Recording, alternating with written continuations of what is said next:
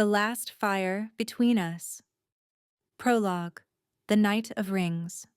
The fire burned low by the time the music faded. Ash drifted upward in slow spirals as the last of the wedding tables were cleared away, laughter softening into quiet conversation. Lanterns swayed from wooden poles, their light warm and unhurried, as if even the night itself had decided not to rush. The king had already retired. So had his bride. Their rings, new and unmarked, caught the firelight as they disappeared into the dark, symbols of something everyone present believed they understood. The townsfolk gathered closer to the flames then, as people always do when the air cools and the day's excitement gives way to reflection. Children leaned against their mothers. Old friends sat shoulder to shoulder, boots stretched toward the heat. At the far edge of the firelight, a man settled himself onto a low stone. He was older than most remembered seeing anyone become. His hair had long since gone the color of ash. His face was lined deep by years that had not been gentle or wasted. He carried a staff polished smooth by time and use, and when he leaned on it, the crowd quieted without being asked. Someone always noticed him eventually. "Tell it," a voice said, soft and hopeful. The old man lifted his gaze, eyes reflecting the fire in a way that made them seem deeper than they should have been.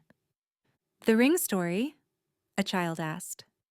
A few adults smiled. Some looked away. The storyteller's mouth curved faintly, not in amusement, but in recognition. "You wear them now without thinking," he said, voice rough with age and smoke. "Gold circles. Simple things, really. Easy to promise with." He reached into the firelight and held up his own hand. There was a ring there, not gold, darkened metal, worn smooth, unadorned, as if it had survived more than fashion ever could. "You think it's about binding," he continued, "about keeping what time will try to take." The fire cracked softly. The storyteller leaned forward, elbows resting on his knees. "It isn't." The crowd stilled. "Rings were never meant to trap love," he said. "They were meant to remember it." Someone shifted closer to the flame. "Long before kings," the old man said, "before vows were spoken aloud, before fire was tamed by human hands." He paused, not for drama, for weight. "There was a dragon," he said at last, "and a woman who knew how to work with fire." The knight leaned in. "And this," the storyteller finished quietly, "is how we learned what it means to promise something you cannot keep forever." The mountain breathed at night, not like a living thing, but like something old that had learned patience. Heat seeped from its stone long after the sun fell, warming the air in slow, steady waves. Most people avoided that place, said the ground there remembered too much. She went anyway. Her forge sat where the rocks split open, tucked into the lee of a cliff that caught the wind and turned it aside. It was not a grand place, just stone, iron, and fire. Enough. She had chosen it for the same reason she chose most things in her life. It worked. The fire was already burning when dusk settled in. She fed it carefully, adjusting the bellows by instinct rather than sight. Flames responded the way they always did when treated with respect. They steadied, they listened. She worked with her sleeves rolled, hands bare despite the heat. Her movements were practiced, unhurried. Metal glowed beneath her hammer, brightening, softening, remembering what it had been before shape was forced upon it. She spoke to it as she worked, Not prayers, not spells, explanations. This is what you will become. This is why. The mountain listened too. She felt it the way she always did, a pressure at the edge of awareness.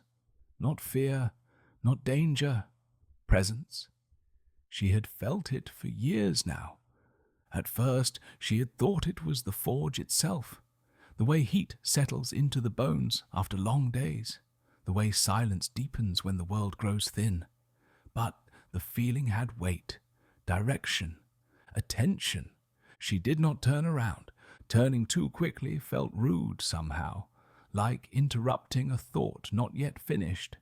Instead, she finished the strike she was on, set the metal aside, stepped back from the fire and wiped her hands on her apron.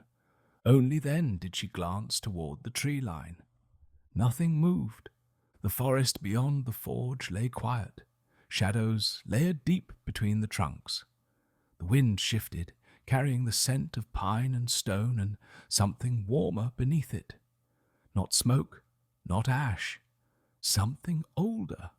She felt no urge to run. That surprised her even now. People expected fear when they learned where she worked, expected her to speak of screams in the night, or fire in the sky, or claws scraping stone. She had none of those stories. Only this, the feeling of being watched by something that had already decided not to harm her. She returned her attention to the fire. If something wanted to reveal itself, it would do so in its own time. Fire taught her that. Pressure never created what patience could not. The mountain exhaled again. She worked until the stars rose fully, until the metal cooled and the fire settled into a bed of glowing coals. When she finally stepped back, the forge was quiet, the night deep and full around her. She packed her tools carefully, covered the fire the way she always did. Then she stood for a moment longer, hands resting on the edge of the stone table. "You can keep watching," she said into the dark, voice calm. "I don't mind." The forest did not answer, but the pressure eased. That night, as she walked home beneath the cooling sky, she did not know she had crossed the first threshold of a story that would outlive her, only that the fire had burned well, and that something ancient had chosen to stay. Dragons learned early that the world moves quickly around those who live briefly. Forests grew and burned, rivers shifted their course, cities rose, collapsed, and were forgotten beneath the weight of their own stone. Through it all, dragons remained, not because they resisted change, but because they understood how to endure it. He had watched the mountain long before the forge existed, long before human hands learned how to coax iron from stone without fear, long before smoke became something other than a warning. The mountain had always been a place of heat and memory, and he had claimed it not through dominance, but through patience. It was his fire, not because it burned at his command, but because it recognized him. When the woman arrived years ago, he noticed immediately, not because she was loud or careless. Quite the opposite. She moved through the mountain as if she understood that some places do not belong to those who rush. She did not cut into the stone more than necessary. She did not curse the heat. She did not demand obedience from the fire. She listened. That alone would have earned his attention. He remained hidden, folded deep within the mountain's shadow, wings drawn close, scales dull with age and ash. He had no need to reveal himself. Curiosity was not the same as invitation, and dragons learned to tell the difference. Years passed. He learned the rhythm of her days, when she arrived, when she left, the cadence of her hammer, the way her voice softened when she spoke to metal, as if explaining rather than commanding. She did not know she was being watched, at least not at first. But dragons noticed the moment awareness changed shape. The night she spoke into the dark, permission resting quietly in her voice, he felt it as a shift in the mountain itself. Not fear, not challenge, acknowledgement. It unsettled him. He had known humans who worshipped, humans who hunted, humans who fled at the first whisper of something beyond their understanding. He had known very few who simply allowed. Still, he did not move. To be seen was to invite a story he had sworn never to live again. To reveal himself was to step into time instead of standing apart from it. He had learned that lesson the hard way, and the memory of it lay heavy beneath his scales. Better to watch, better to wait.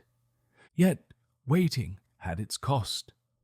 With every passing season, the woman became part of the mountain. Her presence settled into the stone the way heat does, slow and persistent. The fire responded to her now with familiarity. The forge rang differently when she worked, metal singing under her hammer in a way it never had before. Even the mountain breathed differently when she arrived. He began to time his waking to her presence. That, too, unsettled him. Dragons were not meant to arrange themselves around fleeting lives. They were meant to remain, to remember, to outlast.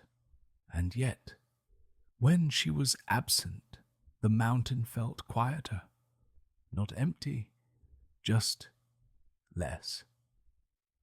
The night he shifted closer to the mouth of the cavern, he told himself it was caution, that proximity allowed better watching, that it was easier to ensure she remained unharmed if he was nearer. All of that was true. None of it was the reason. From the edge of shadow, he watched her work once more, watched the way she leaned into the heat without flinching, watched the calm certainty of her movements, watched the respect with which she ended her work each night, never leaving the fire unattended, never taking more than she needed. When she spoke again into the dark, he did not retreat. He remained. And for the first time in centuries, a dragon chose not distance, but patience sharpened by desire, not to claim, not to touch, only to stay. She noticed the difference in the fire first. It burned the same, looked the same, responded to her hands the way it always had. And yet there was a steadiness to it now that had not been there before, as if something beneath the flame had decided to remain awake. She told herself that was foolish. Fire did not choose, it answered. Still, when she worked, she felt less alone than she once had, not comforted, not threatened, observed. The mountain carried that awareness with it, pressing softly at the edge of her senses, not heavy enough to distract her, just present enough to be acknowledged. She did not speak of it to anyone. People in the village already found her work strange enough. A woman alone at the mountain forge, choosing heat and stone over hearth and company. They tolerated her because her craft was useful and her manner unassuming. They would not understand attention without a face. The first real cost came in the form of rumor. A merchant mentioned it casually one morning while she repaired a cracked hinge. Said someone had seen a shadow moving near the upper cliffs. Said the mountain felt restless again. She kept her eyes on her work and said nothing. Restlessness implied violence. Fear invited action, and action would bring men with torches and blades, eager to prove they could still conquer what they did not understand. That night she arrived at the forge later than usual. The fire greeted her without flare or fuss. She set to work quietly, listening to the mountain, measuring each strike with care. The pressure she felt was closer now, more focused. She set her hammer down. "I won't have others harmed for my sake," she said into the dark. Her voice did not tremble. "If you mean to stay, you cannot frighten them." Silence followed, long enough that she wondered if she had imagined the presence entirely. Then the mountain shifted, not violently, not in warning, just enough to send a tremor through the stone beneath her feet, a reminder of scale and patience and power held deliberately in check. The pressure eased. Understanding passed between them without language. She exhaled slowly. It was one thing to be watched. It was another to realize she could be answered. That night she dreamed of heat without flame, of stone warmed from within, of something vast folded carefully away, waiting not for permission, but for the right moment. When she woke, her hands still felt warm. The forge fire took more easily that morning. Metal softened faster beneath her hammer. The mountain seemed to lean closer, listening as she worked. She did not look for him, not yet. Some truths demanded distance before they could be faced. But she knew now that staying unseen was no longer a matter of secrecy. It was a choice, and choices once made always asked to be answered. Time does not wound dragons the way it wounds humans. It does not bend their backs or dull their senses. It does not thin their blood or soften their memory. Time passes over them like wind over stone, leaving marks only if it is allowed to linger. That was the lie he told himself for centuries. He had watched humans live entire lives in the span of his own stillness. He had learned their patterns, their fragility, their fierce attachment to moments that could not be held. Loving them had always ended the same way, with absence. That was why he had sworn never again to be seen. To remain unseen was to remain untouched by grief. And yet the woman at the forge had already altered the shape of his days. He woke when she arrived, settled when she left.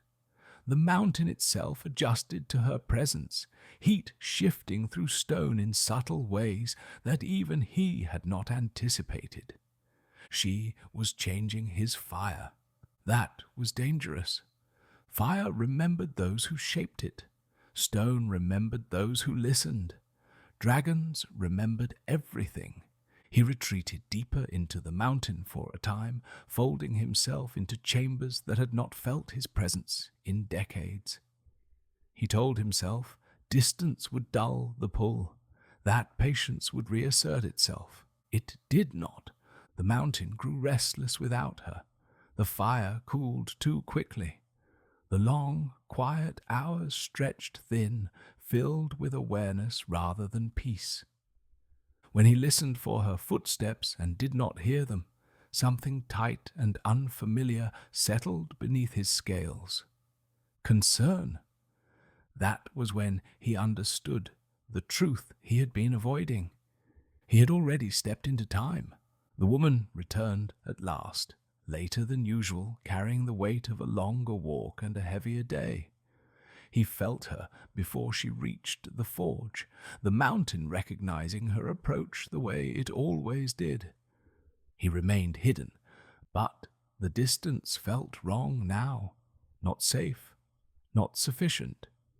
She worked in silence that night, movements slower, more deliberate. The fire answered her all the same, steady and warm, but the space between them stretched with unspoken awareness. "You don't have to leave," she said suddenly, voice low. "I know when you're farther away." He stilled. She did not look toward the shadows. She did not press for confirmation. She simply acknowledged what already existed. That restraint mattered. "I won't chase you," she continued, "but I won't pretend either." The words settled into the mountain like a promise. He did not answer. Not because he could not, because answering would mean choosing. Dragons knew the cost of choosing mortals. It was written into their oldest songs. To bind oneself to a fleeting life was to invite a grief that could not be outlived. But to remain distant now would be its own kind of loss. He shifted closer to the cavern's edge, still unseen, but near enough that the warmth of his presence brushed against the forge fire. She paused, not startled, aware. Her breath steadied, her shoulders eased. She did not turn. "Thank you," she said quietly. That was when he knew. Time had already taken something from him, and if he was not careful, it would take her too. The fire changed when he drew closer, not in height, not in hunger. It did not flare or roar or betray his presence with drama. Instead, it settled into a deeper heat, the kind that warms stone from the inside out. She noticed immediately. Her hammer paused mid-air. She listened, not with her ears, but with the instinct she had honed over years of working beside flame. "You're nearer," she said. The words were simple, unafraid, acknowledging, not accusing. He remained unseen, but this time he did not retreat. The fire responded to her next strike with a resonance she had never felt before. Metal softened more willingly, shaping itself without resistance, as if it understood the intention behind her hands. She exhaled slowly.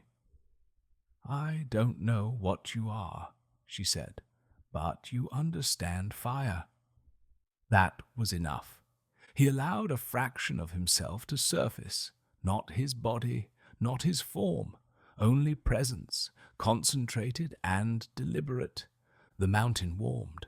Stone beneath the forge table held heat longer than it should have.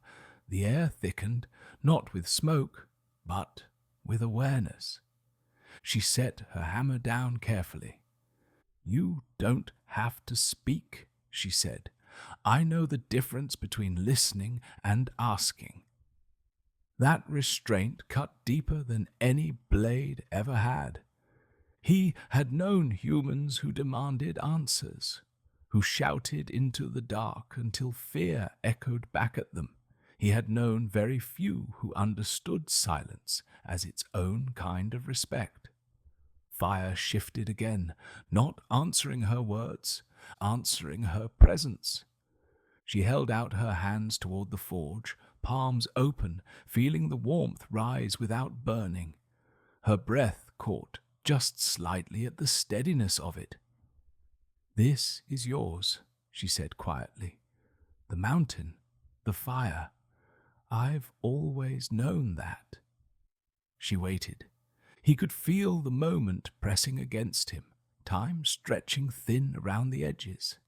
This was the point where stories broke, where curiosity became fear, where wonder turned into destruction. He chose carefully. From deep within the mountain, he let a single breath pass through the stone. The fire responded, not with flame, with shape. The coals shifted, drawing together into a slow, deliberate curve. Not a symbol, not a sign of power, a circle. Her breath stilled. She knelt without realizing she was doing it, eyes fixed on the fire as the shape held, then softened back into glowing embers. Understanding settled into her chest, heavy and quiet. "You are ancient," she said. He did not deny it. "And you have stayed," she continued. not because you were trapped, because you chose to. The fire pulsed once in response. She smiled then, not in triumph, not in awe, in recognition. That's enough, she said gently, for now. He withdrew slightly, letting the mountain cool. The fire returned to its natural state. The presence remained, but less concentrated, no longer pressing. She stood and covered the forge as she always did, hands steady despite the weight of what had passed between them. When she turned to leave, she paused at the edge of the firelight. "I will come back tomorrow," she said, "not to test you, just to work." She hesitated, then added, "If that's still acceptable." From the heart of the mountain, warmth answered. Consent.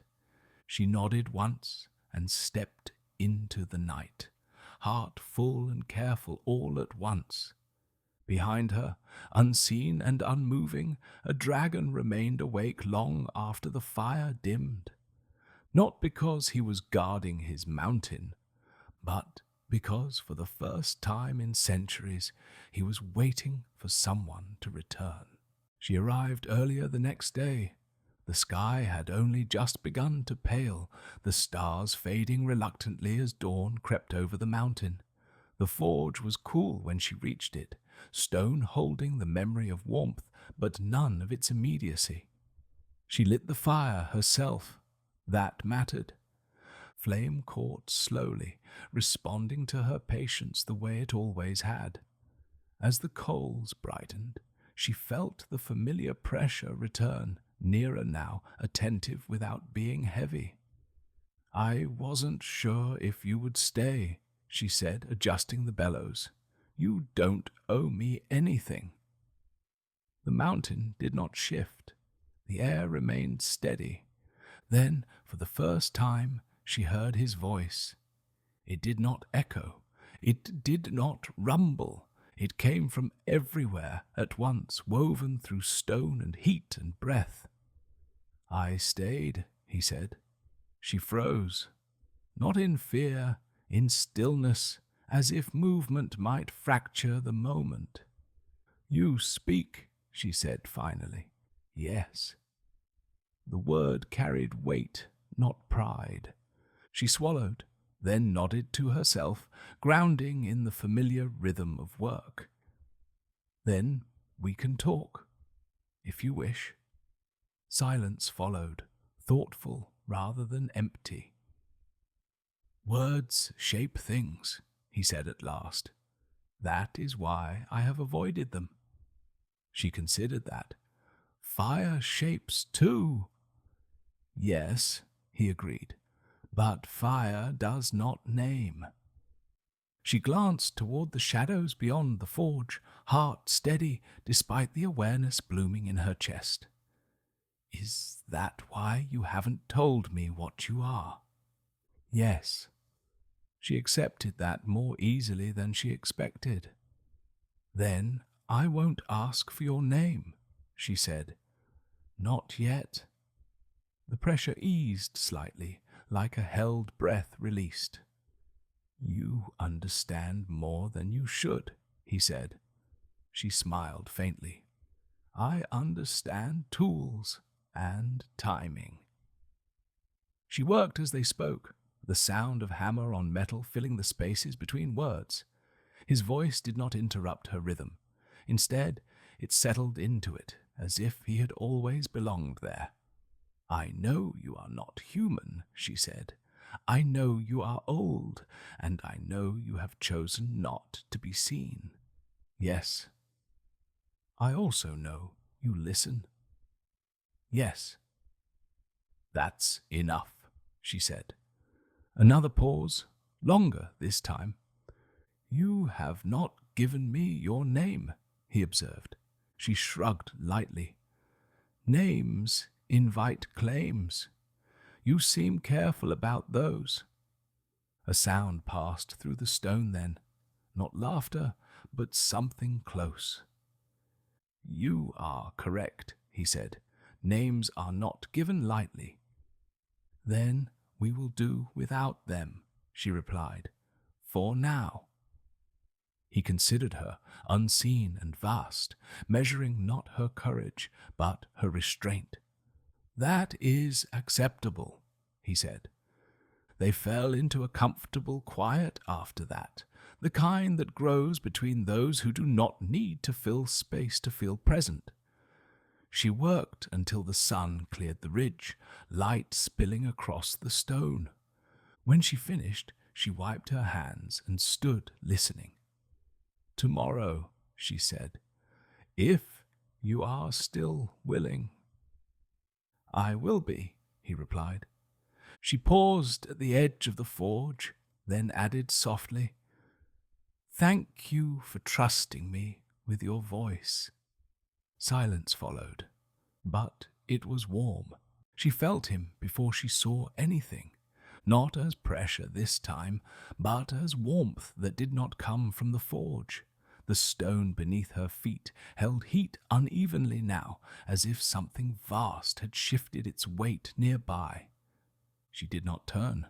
That choice mattered. If you mean to be seen, she said calmly, adjusting a piece of iron in the coals, do it because you wish to, not because you feel obliged. Silence followed, heavy and deliberate. Then the mountain answered. A slow scrape of stone echoed from somewhere above the forge, not sharp, not violent, just the sound of something ancient adjusting itself within a space too small to fully hold it. She lifted her gaze. At the far edge of the cavern, where shadow thickened against the rock, something caught the light. Not an eye, a curve, scale dark and burnished, catching the firelight like metal tempered too many times to shine. It did not move toward her. It did not retreat. It existed. Her breath caught just slightly. She did not step back. That's far enough, she said, voice steady despite the weight pressing gently into her chest. I don't need more than that. The shape remained where it was. Respect. She turned back to the forge, heart beating harder now, not from fear, but from the effort of holding herself still. Fire hissed softly as she quenched a piece of metal, steam curling upward between them. You are careful, he said from the shadows. So are you, she replied. That has kept us both alive, he said. She nodded, accepting the truth of it. It's also kept us alone. The words hung between them, neither accusation nor plea. I have been alone for a very long time, he said. She paused, then spoke without looking at him. I know. Not because she understood dragon years, but because she understood solitude. She finished her work more slowly than usual that night, allowing the fire to dim naturally rather than forcing it down. When she covered the forge, she did so with hands that still trembled faintly, though her voice remained calm. I will not tell anyone what I saw, she said, or what I didn't. I know, he replied. She hesitated at the mouth of the cavern, torn between instinct and wisdom. I don't think seeing you would break anything, she said at last, but rushing might. That, he said quietly, is the truth of it. She left then, steps measured, resisting the urge to look back. Some things gained power by remaining incomplete. Behind her, the dragon withdrew deeper into shadow, heart stirring in a way it had not for centuries. He had allowed himself to be known. Just enough, the idea came to her slowly, not as inspiration, but as recognition. She noticed it in the way the fire responded when he remained close, how the heat spread more evenly, how metal softened without weakening, how flaws revealed themselves early instead of hiding until too late. It was not more power, it was better balance. "You're shaping the fire," she said one evening, more observation than question. "Yes," he replied, "but only in response to you." That gave her pause. She turned a length of metal over in her hands, weighing it, considering not what it could become, but what it should. The mountain was quiet around them, listening. "I want to try something," she said. Silence followed, attentive rather than cautious. "I won't waste your fire," she continued, "and I won't force it." A slow warmth spread through the stone beneath her feet. Consent. She set the metal into the coals and waited, not rushing, letting the heat rise naturally, letting the fire decide when it was ready to be shaped. "This will take time," she said. "I have time," he replied. She smiled faintly at that. When she lifted the metal, it glowed deep and steady, not bright enough to burn white, not dull enough to resist. She struck carefully, each movement deliberate, listening to the sound it made beneath the hammer. He listened too. The mountain seemed to lean closer, stone holding heat longer, the air thick with quiet purpose. She worked without speaking for a long while, letting rhythm replace words. "What will it be?" he asked eventually. "I don't know yet," she admitted, "only that it needs to endure." "That narrows the possibilities," he said. "Yes," she agreed. "That's the point." She shaped slowly, allowing the metal to guide her hands rather than imposing her will upon it. Curves emerged where she had expected angles. Strength gathered where she would have once forced flexibility. It felt less like forging and more like listening. When she finally stepped back, breath steady but limbs tired, something simple lay cooling on the stone, not finished, not polished, a circle incomplete at one point waiting to be closed. He felt it then, a shift beneath his scales that had nothing to do with fire. "You are making something meant to last," he said. "Yes." "And you are doing it here," he added, "with me." She met the edge of the shadow where his presence lingered. "I wouldn't know how to do it any other way." The words settled between them, heavier than either had intended. She covered the piece carefully, protecting it as it cooled. "I'll finish it later," she said, "when it's ready." "Some things cannot be rushed," he replied. She packed her tools and washed her hands, movements thoughtful, grounded. Before leaving, she rested her palm briefly against the stone near the fire. "Thank you," she said, "for trusting me with your fire." Warmth answered, steady and sure. After she left, he remained awake long after the mountain cooled. His fire remembered her hands now. The stone remembered her patience. And the shape she had begun to make waited, unfinished, holding the promise of something neither of them yet understood. He had not meant to speak of it. Dragons carried memory the way mountains carried stone, layered, pressed down by time, held in place by choice rather than force. Most memories were simply part of him, neither painful nor precious. This one was different. The woman noticed the change before he did. The fire burned as steadily as ever, but the warmth beneath it carried weight now, as if something long buried had shifted closer to the surface. "You're far away tonight," she said, setting a finished piece aside. "You don't have to be." Silence followed. Then he spoke, slower than usual. "There was another," he said. Her hands stilled, but she did not turn. She had learned that stillness was sometimes the greatest courtesy.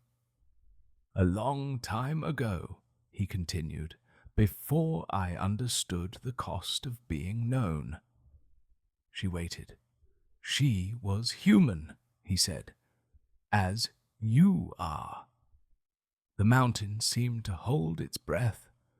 "I revealed myself to her too quickly," he went on, "mistook wonder for readiness, thought honesty alone was enough to bridge what time would eventually take."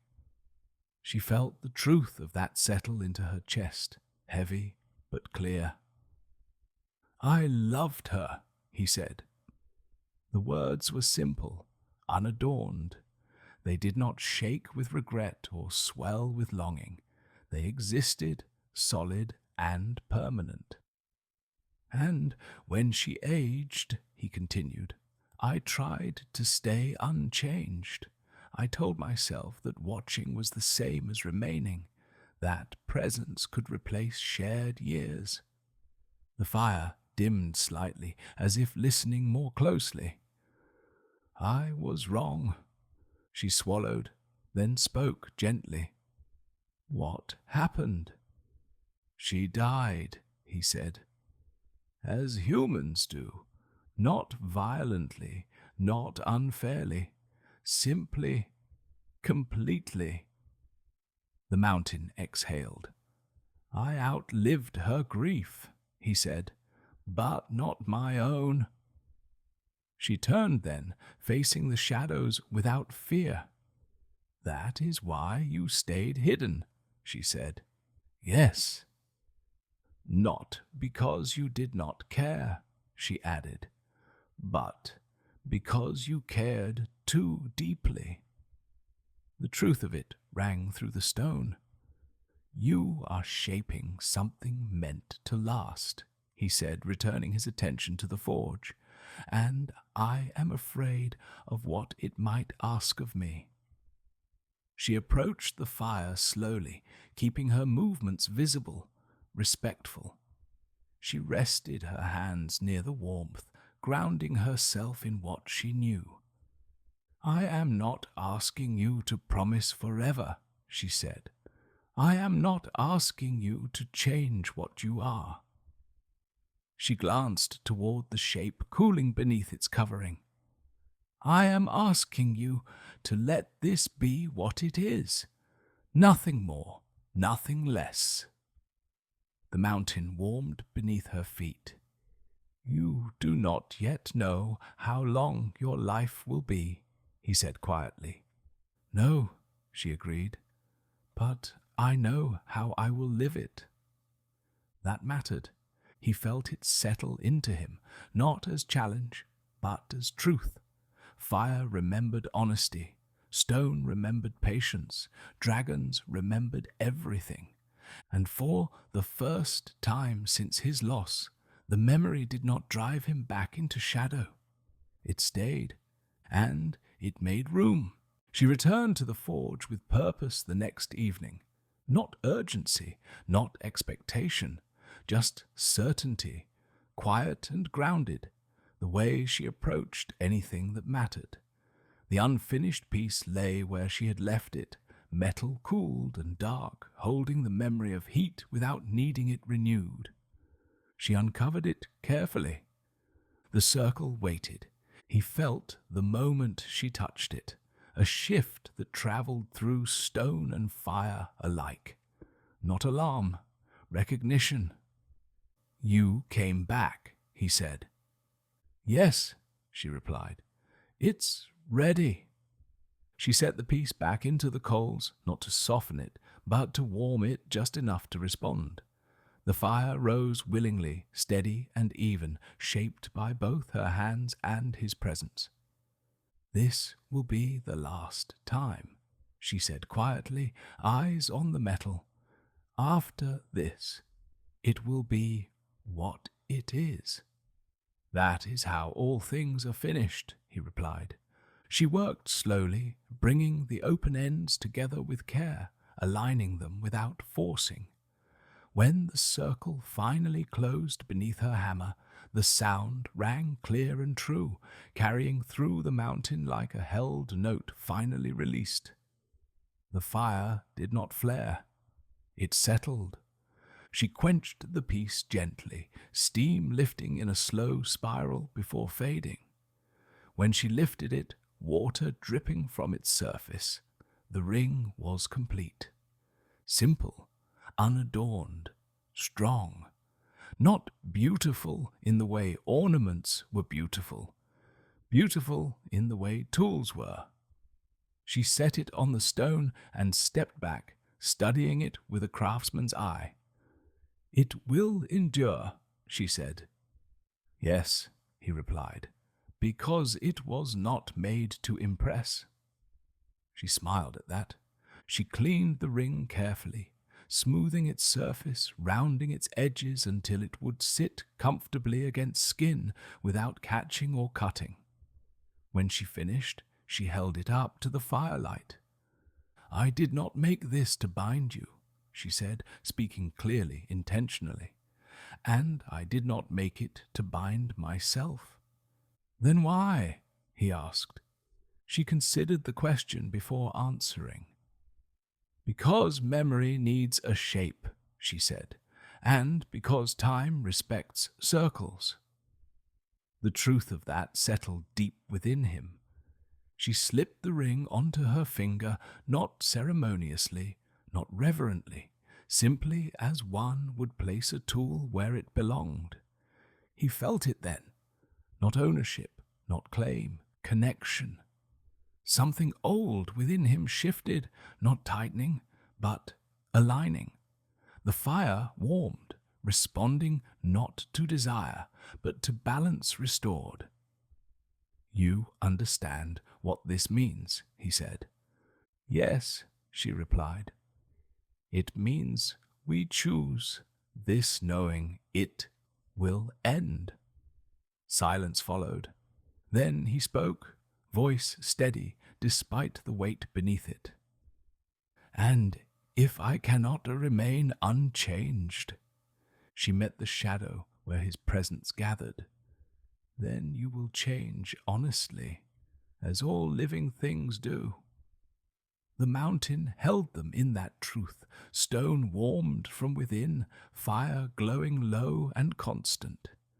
That night, when she left the forge, she carried no illusion of permanence. Only the quiet certainty that something had been made that would outlast them both. And that, for now, was enough. Time did not pass the way she expected it to. There were no sudden changes, no sharp moments that marked one season from the next. Instead, days folded into one another, the way heat settles into stone, slowly, quietly, until warmth became a constant rather than an event. She continued her work at the forge. He continued to watch, to listen, to remain. The ring became part of her without ceremony. It caught the light when she worked, dark metal gleaming softly against her skin. People noticed it, of course, asked where she had found such a thing. She told them it was something she had made herself. That was not untrue. They accepted the answer easily. Humans rarely questioned what fit neatly into their understanding. At the mountain, nothing changed, and everything did. They spoke more now, not constantly, not to fill silence, but when words mattered. She told him of the village below, of small grievances and passing joys, of how people measured their lives by seasons and harvests and names that repeated across generations. He told her of the mountain as it had once been, of rivers that no longer ran, of trees whose roots still held the memory of forests long gone. He spoke carefully, choosing what could be shared without overwhelming what could not be understood. They learned each other that way, not through confession, through presence. Sometimes she worked while he remained silent, content simply to share the space. Other times he spoke while her hands moved, shaping iron that would become hinges, tools, things meant to be used and worn down and replaced. The ring endured. She aged, not quickly, not dramatically, but in ways that could not be denied. Her hands grew stronger, then slower. Lines settled at the corners of her eyes. Her hair silvered one strand at a time, catching the firelight in new ways. He noticed all of it. He noticed because he loved her, and because loving her meant knowing that time was doing exactly what it always did. The day came when she worked more slowly than usual, pausing between strikes, breath measured carefully. He felt the shift before she spoke. "I won't be able to do this much longer," she said quietly.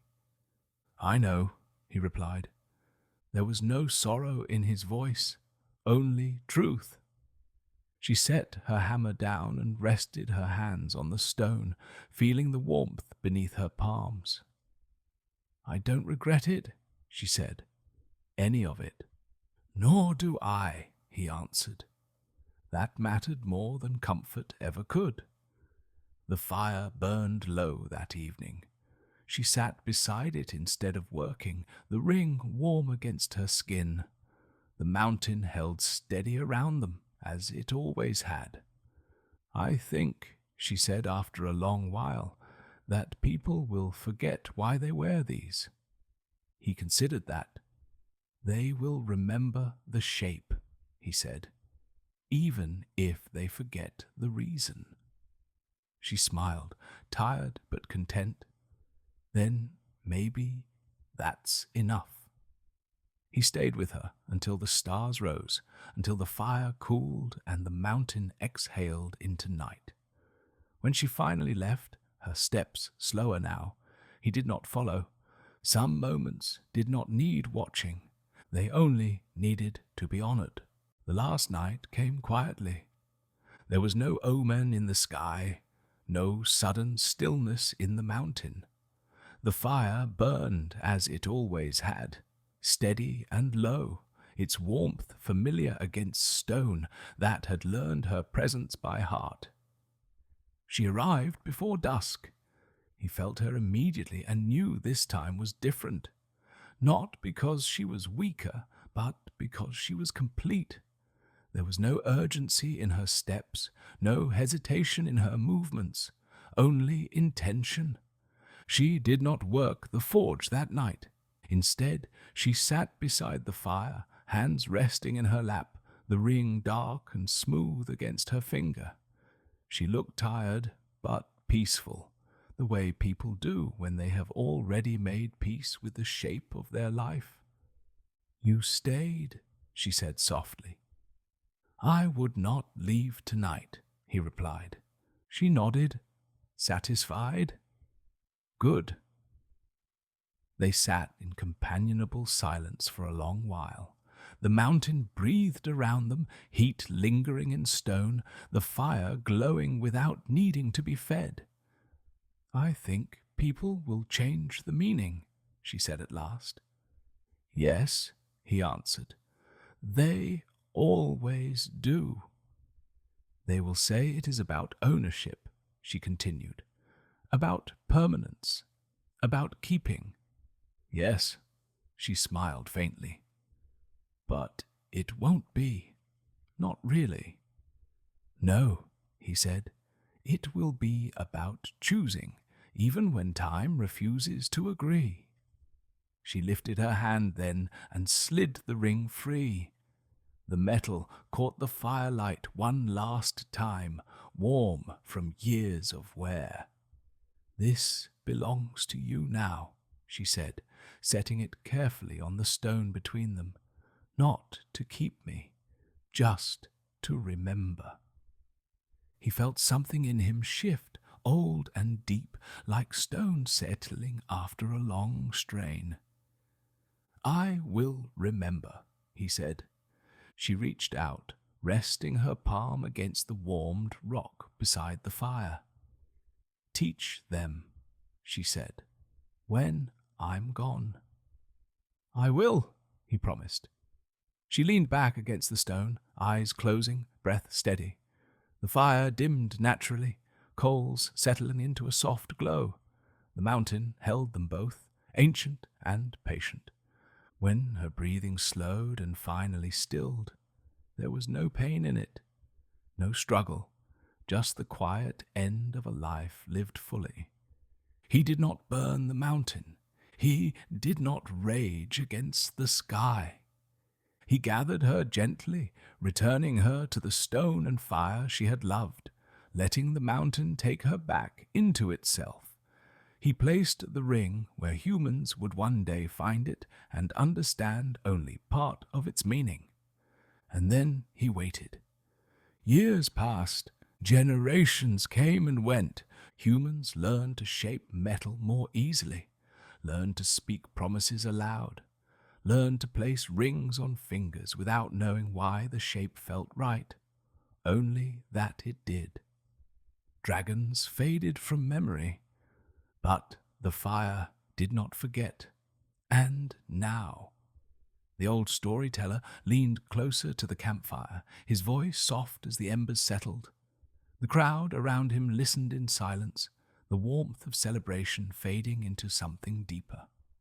"That," he said, "is why we wear rings. Not to trap love, not to deny time, but to remember that choosing someone, even briefly, is a thing worth honoring." The fire cracked softly. Somewhere deep within the mountain heat lingered, and the last fire between them remained. Thank you for choosing to spend your time with Bookish After Dark. Stay tuned for the next fated origin myth.